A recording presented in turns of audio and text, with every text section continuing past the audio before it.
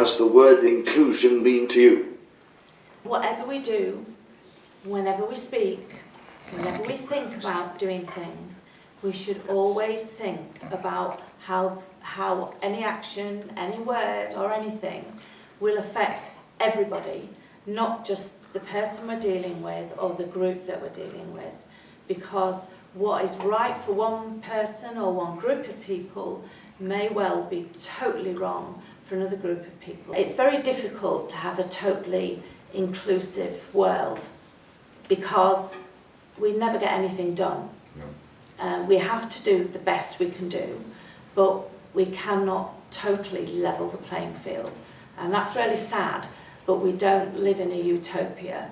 And sometimes it's good for us to think about the challenges that other people face when they're making decisions, when they're thinking about what inclusion means to them, because it could be very different to each and every one of us, because we all experience different levels of inclusion. What does inclusion mean to you, Richard? Different people getting together, disabled and able-bodied, and working together as a team. Absolutely, it's brilliant. Teamwork is excellent. And the other thing I think about inclusion is participation. Everyone being able to take part, no matter what their circumstances are, no matter what they've done before, no matter where what their social, their economic circumstances, their ethnic backgrounds, their gender, their age, their disability. It crosses everything. And so for us as Accessible Arts and Media, inclusion for us is probably our most important aim, that we try, and whatever we do, we try and make sure that everybody can take part. And I think for us that's quite key. Absolutely, and without that you don't have stable communities. Without inclusion you cannot possibly have stable communities, because communities won't communicate with each other. No. So it's very important for community cohesion that we have that inclusive thought in our heads. The difficult part is taking us from a situation where somebody has to say to us, you have to think about inclusion, to the point where nobody has to say that because it is part of how you naturally think. That's the difficult thing, and that's the thing we're working on very hard within the council at the moment. Brilliant. Hayley, is there anything you want to add about inclusion? What does it mean to you, the word inclusion? Probably the same as Richard, maybe, because like Richard, I work on a Monday night with children, and some of the kids go to special school in Hull. Richard and Casey, they work in York, and then I go off with Tom's downstairs to Bopperton, and we work with the kids and the kids there. Some are mainstream, some are from special schools. They've got a couple in wheelchairs, they've got a couple who are hard of hearing. I think at one point we had a little girl who was blind and only touch signs, trying to get them working together in like groups and songwriting and so forth. That's what me and Tom do to include them. Yeah, that's right. Do you try and bring people, do you try and get people to help each other and to help them? Yeah, a lot of it's all about, isn't it, finding how people can help themselves, but also help one another. And that's what Sonja was saying. She used a difficult word actually, and it was community cohesion. Yes. Now I'd like to ask Sonja to explain what she means by community cohesion, if that's all right. Yes, absolutely. When we talk about community cohesion, cohesion is the bonding or bringing together. So it's when we have communities, and those communities can be ethnic communities, so they can be people of different race, there can be people of different gender, there could be people of different sexuality, there could be people with special needs, there could be people with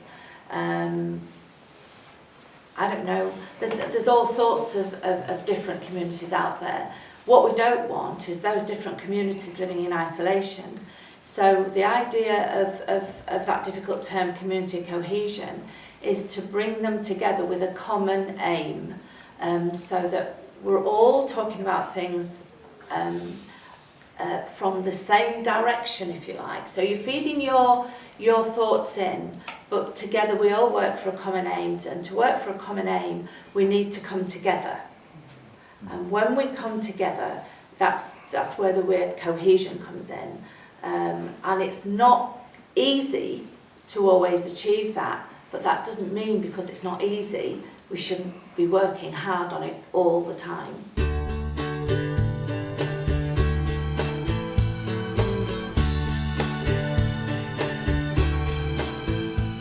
Why is inclusion important?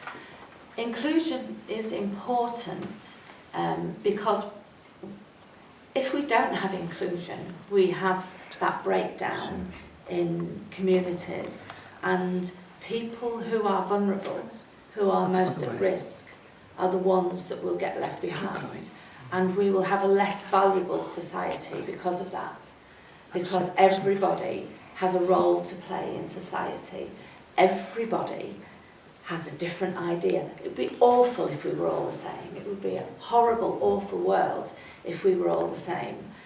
So for me, it's important because I want everybody to have the same opportunities in life that I had, that my children have, that my grandchildren will have, and so that we all have the opportunity to achieve the best we can achieve. However different those achievements may be, at work it's very important to me because I don't want colleagues to feel that they're any worse off than me, and we should all be working for a common aim for this city and for the residents of this city.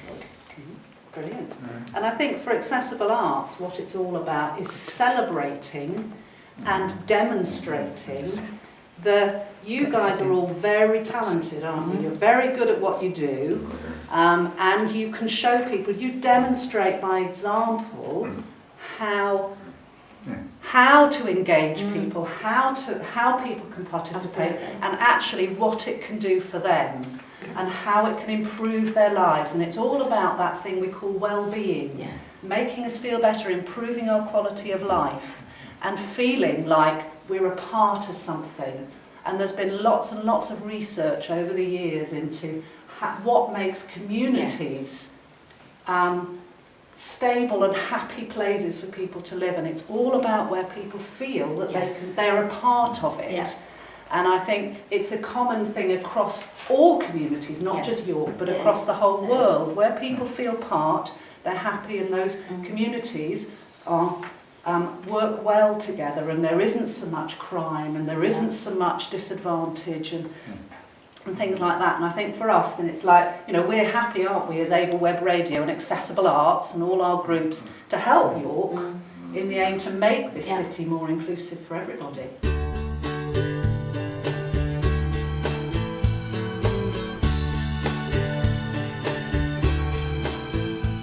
What examples are there when York does it well? The Equalities Advisory Group, which feeds into us about things like major projects that are going on in the city.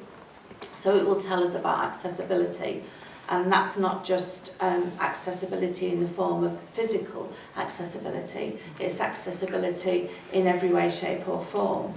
The current government have dropped the need to do equality impact assessments, as they used to be called, or community impact assessments.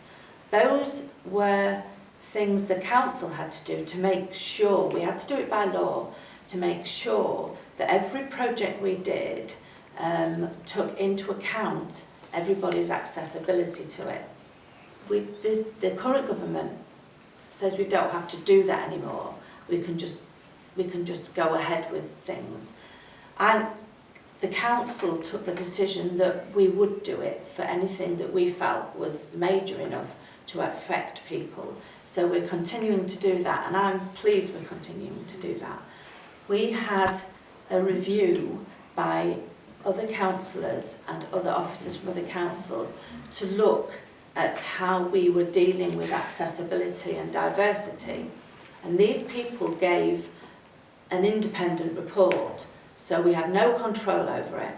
So for the last 3 years, I've been working on taking us from the level they passed us at, which was achieving, to excellence. If we reach excellence, then we will show that we've become more inclusive, more accessible, and a more diverse council. And that means not only for the residents, the citizens, such as yourselves, but also for the staff within the council, because we don't have a very diverse staff within the council. We're getting better, but I don't believe we can ever stop, because if you get to the excellence, which I spoke about earlier, then some councils say, oh, we're at excellence. We can just sit back now. You can never, ever sit back. You have to continue and continue working on that. I think that's really important, is that Yes. thing, is you never, ever, it's never expecting that you know. And the main thing about making sure that people can participate and being included is you don't know whether you're included or not. No. How do we know that? We'll come on to that No. question in a minute, but is it all right if I just Yeah. bring Richard in? Where do you think York does inclusion well? I do classes for education. Most of the other people are everybody. Yes. I can work along with that. Yes.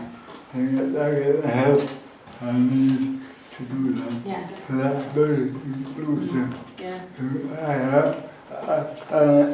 have not viewed as somebody different, I'm just viewed as the same as they are, Yes. which is good. Fantastic. Yes. Has anybody been to Energise, to the Celebrating Ability Days? Once, Because we've increased the number of sports every year, and we have a guys are massive. very good people and Yeah. I'm having them today when I left it. Town Hall, there was sports there. Yeah. Oh, what's her name? I forgot. Paul Ramskill. Paul Ramskill leads the access. Yeah, he does. Yeah, Ramskill. That's right. Oh, no. You take quite a lot of you do sports Andy Bull. activities. Yeah. What Yeah. about you, Katie? Are there other things that you do? What do you do where you feel like you're included and can take part? There's good things that you do in York. I come here for hymns. You come here for IMPS, which is Yeah. our inclusive music project, isn't it? Hayley, what about you? What other things do you do in York? That... I go to Energise. I go to gym on a Tuesday. And do, because Energise is really good, like I said before, because they do dance ability, they do swim ability, where they can go in the pool and there's part work and lifeguards are there. They do gym ability, we can go and work alongside the members. Members don't mind you being there. They're quite nice with members, so that you being a little group, a little gang. Good. And they do bocce, I think, badminton and all sorts, so it's really good at Energise. I think that's really... It is good. I think York does sport incredibly well, and that I think we're very lucky because there has been money that's come through on the back of the Olympics. Yes. And so that's been absolutely fantastic Yeah. as far as I'm Yeah. concerned. So there is an awful, many sporting activities there are. Yes. Might not be as many arts activities or cultural activities. David, You what did you missed want to one, say? haven't you? What have I missed? Oh, we had the council spend a bit of money on that. The Special Olympics in The Leicester, special- wasn't it? Yeah, the Special Yeah. Olympics. Yeah. And some of you guys, you got awards, didn't you? Yes, I did. Absolutely. Yeah. So we've got some really good, talented people here. But in terms of other things I think that York does well on, you're involved, aren't you, Richard, with Chaos Media? Because where we come from, we think that the arts and media are actually really good ways of getting people included, because Oh, yeah. we call it, it works as the tool. Yeah, it's a tool in our little toolkit of communities that helps people to get engaged. Tell us a little bit about what you do, Richard, at Chaos Media. We do jobs that the council ask us to do if there's any events that come up. For example, like I said before, when you go Yes. Yeah. This project itself is a partnership Indeed. between Accessible Yes, Arts, yeah. Able Web Radio Yeah. and Chaos Media, which is great. So those are some good examples, and I suppose there's other things like UMI, which is I can never Yes. remember what it stands for, but basically that's the cultural diversity for lots of different ethnic groups coming together in York. Yes. So there are lots of things that are happening, but as always, there's probably more we could do. There's another initiative, and I don't know if Sonja's come across it. It was run by the Children's Society Pact project, who sadly, the Children's Society aren't funding that. Right. And Patrick, you're involved with the Pact project, aren't you? Yes, I was. And you were as well, yeah. So the Pact project is for young people, and it was developing the skills of young people as ambassadors, disabled young people as ambassadors, so that they were sharing their skills with other Yeah. people. And they designed, I'm not sure if it was actually their idea or if it was something that had come through the Children's, Patrick might know, but the Good Place to Come Awards. And can you tell us what the Good Place to Come Awards are, Patrick? You go out. You go out, absolutely. So the young people went out to see lots of activities, lots of venues, lots of things that were happening in the city, and they called it the 5 A's, didn't they, Patrick? Yeah. And can you remember what those A's were? Access. Access, yes. Couldn't we- Access as in physical Like access, when I go making sure with people can TV, get to... like Yeah, access plays up, like the theatres in York, that's right. Opera House, Yes, access for them, yeah. yeah, But if they can't get you through the main door, they open the side doors That's in right. to get in before the yes. show. So there's access, so how accessible Mhm. the venue is, or how accessible the activity is, Yeah.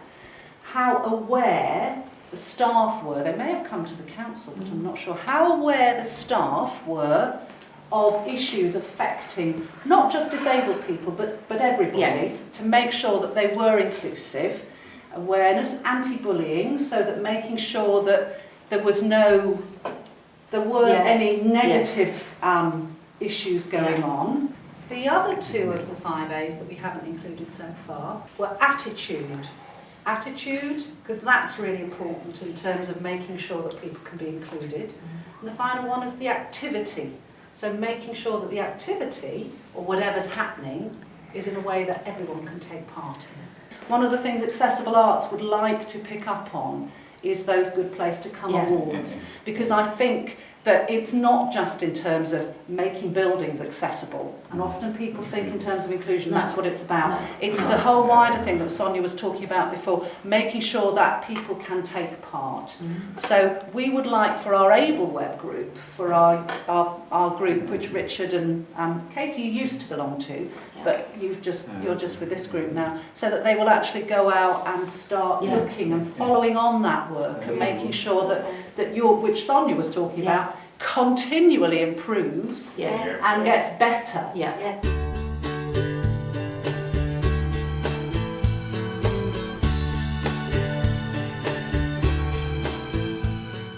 Where are the gaps? There are gaps. There's bound to be gaps. But it's like looking for something that you didn't know wasn't there in the first place, which sounds a bit strange. I think that the way we find the gaps are by guys like yourselves making us aware that there are gaps. And I think we need to look at better ways of consulting in a more inclusive way. Then we would find the gaps in the system. I always used to talk about, when talking about inclusivity, I used to talk about hidden families. And I'll tell you why I talk about hidden families, is because we have a whole system in this country, a welfare system, that but everything and every person is sought out by virtue of their being connected or having been in connection with one or other of a state system, if you like. But if you are a family that don't really come to anybody's attention, and my family was one of those families, I was the eldest of 10 children. We were very, very poor, and but my father worked, never claimed benefits, was always on the breadline. So we always struggled. He was too proud. He was an immigrant. He came over during the war. He escaped from the Nazis in Denmark and came over during the war. So we never came into contact with anybody. As a result, we didn't actually get any help when we could have had help. And I always used to, when I didn't realise, I thought that was our lot in life. And I didn't realise until much later on that actually we were a hidden family. Yeah. And there are lots of these hidden families who for one reason or another, we're not reaching. And I don't know how to reach them because they're hidden. I think that's a really good point, because it's something that we've often talked about, is that you don't know that somebody's not being included because they don't have a voice. So until you can find where that voice is, then you can't include them. So I think there will always be gaps, but it's for groups like ourselves and Chaos Media and the other organisations that are out there to be trying to identify where these people are and how we can possibly bring them in. So Sonja, you mentioned about you're not sure that sometimes the consultation, just to break it down for you guys, means the way that the council finds out what people want and what their needs are. So their way of asking might be using a form. So can we think of better ways that we could do that? How would you like to be consulted? And I think the key thing is knowing, and I think sometimes people think it's more of a problem than it is. Yes. But actually it's using your common sense and spending the time listening, looking, and actually finding out what people need. So Richard, how do you like to be consulted? By letter or anyway. By letter or email? Yes. That's fine. Katie, what about you? How do you like to be consulted? How do you like people to talk to you? Someone speaking. Speaking, but what are you doing now? Signing. You're signing, that's it. So you'd like help. If someone was going to come and talk to you, Okay. would you like them to sign for you? Yes, please. Yes. So, and I think that's a small example of that's two different ways, but there's a number of other ways. Patrick, do you have a way in which you like to be consulted? Letters and phone calls. Yeah, brilliant. So I think sometimes you don't realise, you might not think, because Patrick uses a communicator, that you might not think, well actually he's quite happy with a letter. Yes. So it's that sort of thing, it's looking at what other... But then how would... it's okay to communicate with a letter, but if we're wanting the information back, we also need to know how people can best feed that information back. Absolutely. And sometimes, as you said, the best way is face-to-face. It's not about just sending it out, it's about how can you feed that back, what would be best. The best way for you to feed that back. I bet you there's a couple of laptops in this place, and I bet you can get Skype on them, because could easily have a director to talk about the budget, for instance, who sat one end of Skype, and then all of you sat the other end of Skype, and each of you could come over and put your questions to a director. That costs nothing except the director's time. When we held a series of public meetings and we had a BSL signer there, we also had a palantypist there, and we had translators there. But we now have a palantypist for every council meeting that one of our councillors attends, and he attends quite a lot of meetings. And that's very expensive, but so what?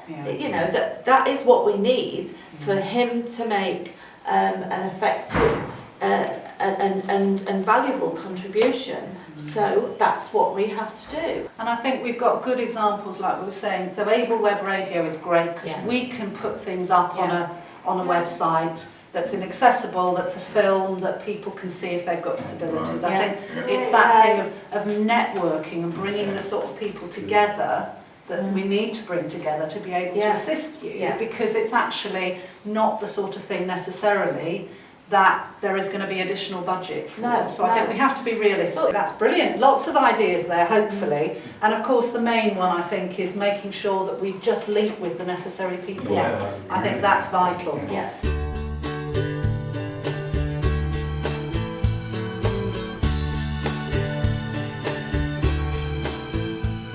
What does York need to do to ensure everyone can be an equal citizen? We need to level the playing field for everybody. So we need to actually look at what our citizens' needs are, and then we need to work through procedures to make sure that we're providing the right kinds of accessibility to allow people, whatever their ability, to achieve the best that they can possibly achieve. And that's going to be very difficult because we have such a diverse range of people, that every city has such a diverse range of people in them with lots of different needs. But we should never stop. Because it's difficult, you don't take the easy road. You have to just keep at it. I think what we've got out of this conversation, I think we all agree that the council can't do it on their own because we don't know what's out there. We know what our problems are. We don't know what individuals' problems are. You all know what the problems are that you face on a day-to-day basis. So the feedback from groups like yourselves and groups across the city is what is important to us. What we need to do is start pulling that information together in a way that we can use it better. I don't think that I will ever live to see it sounds a little bit sad, I don't think I will live to see a totally equal and fair and inclusive town ever. Because to do that we'd probably have to knock it all down and build it all with accessible facilities, and that isn't going to happen after 2,000 years. But what we must do is try and ensure that within the boundaries that we have, we do our utmost to try and do that with the intelligence gained from the citizens of the city, not to assume that we always know how to do it ourselves, because we don't. You know, it'd be great to get thinking about what the actions are from here, and I think it's all about awareness and learning about the needs, different needs, because everybody has a different need. And you are quite good at that. You are quite good at that. What do you When I do my courses, they always ask me if I need something extra. Yes, Absolutely. Yeah. And that's brilliant, because you've been a citizen for a long time and I think been accessing services. Yes. So those services have grown up around you. Yes. And it's the point we were saying before about the people we don't know who are out there. How do we Yes. build the service around them? So, David. Yeah, we're on about the services, but they're not perfect.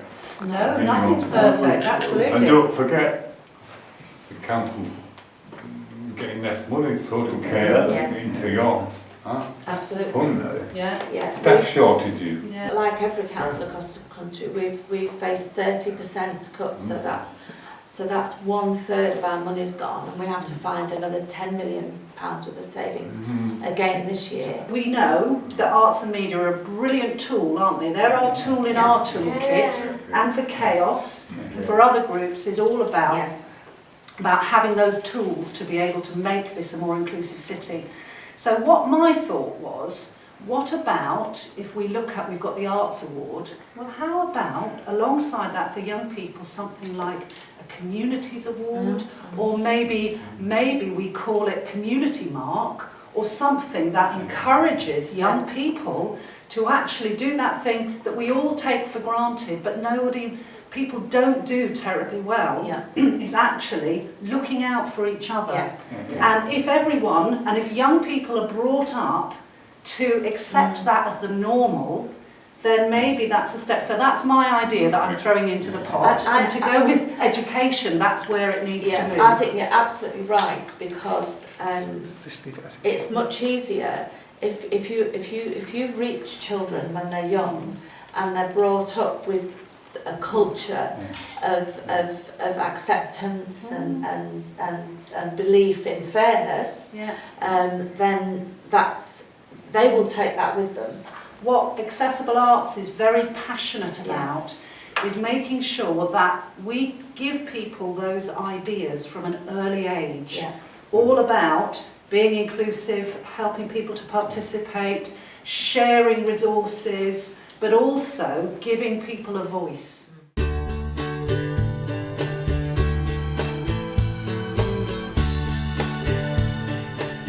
This is Able Web Radio.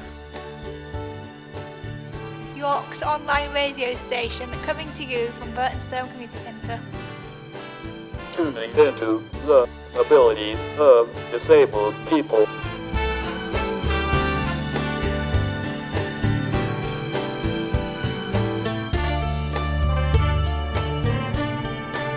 For more information, visit our website at www.ablewebradio.org.